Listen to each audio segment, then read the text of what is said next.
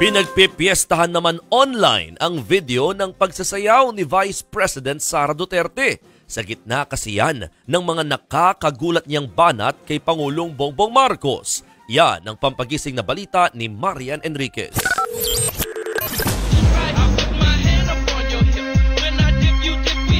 Kembot kung kembot habang nakasmile.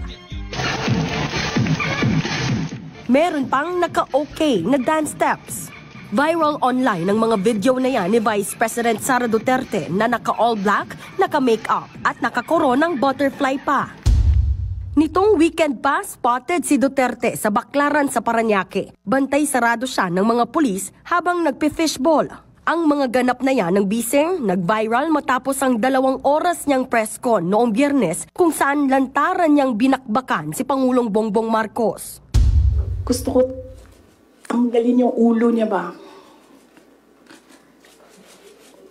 Cutting his head. Gusto ko, ganun din ang gusto ko gawin doon sa mga katabi ko. So na-realize ko, toxic na ito. Nagulat si Senate Minority Leader Coco Pimentel sa mga sinabi ni VP Sara. Pinagdudahan pa nga raw niya kung ang busy nga ba ang nagsasalita.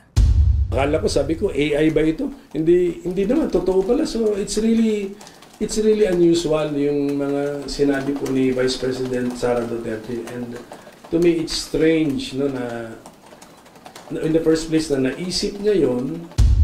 Pati si Senate President Cheese Escudero sinabing unbecoming sa Vice President na magsalita tungkol sa pamumutol ng ulo. Ikinababahala naman ng ilang kongresista ang emosyonal na paghuhurumentado ng bise.